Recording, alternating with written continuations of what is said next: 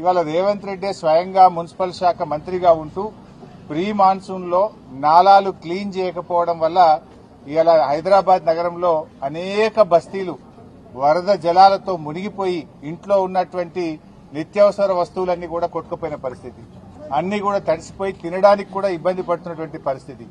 అయినా ఇవాళ ముఖ్యమంత్రి గారు హైదరాబాద్ లో ఉన్నా, మున్సిపల్ మంత్రిగా ఆయనే ఉన్నా వరద బాధితులకు ఒక్క పైసా సాయం కూడా చేయలేదు. ఇవాళ హైదరాబాద్ నగరంలో దాదాపు 7-8 మంది నాలాల్లో కొట్టుకొని చనిపోయారు. ఇవాళ ఈ చనిపోవడానికి కారణం ఇది రేవంత్ రెడ్డి వైఫల్యము, ఈ ప్రభుత్వం యొక్క వైఫల్యం. వరద బాధితులకు కనీసం నిత్యావసర వస్తువులు కూడా ఇవ్వలేదు, కనీస సహాయం కూడా చేయనటువంటి పరిస్థితి. ఇవాళ మా తలసాని శ్రీనివాస్ యాదవ్ గారు దాదాపు 1500 మందికి ఇవాళ వివిధ బస్తీల్లో వరదతో ఇబ్బంది పడ్డ ప్రజలకు నిత్యావసర వస్తువులు అందించడం జరుగుతూ ఉంది.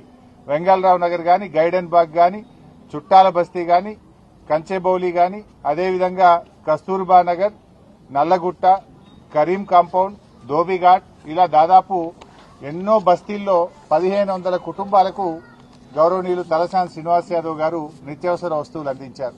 ఇలా ప్రభుత్వం ఫెయిల్ అయింది, రేవంత్ రెడ్డి పట్టించుకోలేదు.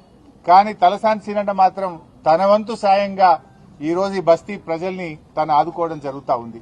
ఎందుకు అసలు రేవంత్ రెడ్డి ఈరోజు మున్సిపల్ మంత్రిగా రాష్ట్రంలో ఎక్కడ చూసినా కూడా అన్ని బస్తీలన్నీ కూడా ఇవాళ మునిగిపోయినటువంటి పరిస్థితి, గుంతలమయమైపోయింది. చాలా చోట్ల కరెంట్ ఇబ్బంది జరిగింది, రోడ్లన్నీ కూడా పోయినాయి. ఆ గుంతలు బూడ్చే తెలివి లేదు కానీ 4th సిటీ గురించి మాత్రం ఏదో పోజులు కొడతా ఉన్నాడు. ఉన్న సిటీని పట్టించుకో, ముందు ఉన్న సిటీల్లో నాలాలు సాఫ్ చేయి, ఉన్న సిటీలో రోడ్లను బాగు చేయి.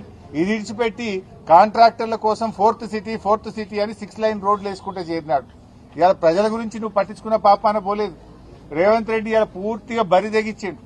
ఎవడన్నా బరి తెగించి బజార్లో నిలబడితే ఏమంటాం వాడిని? అట్లయిపోయింది రేవంత్ రెడ్డి పరిస్థితి. మొన్న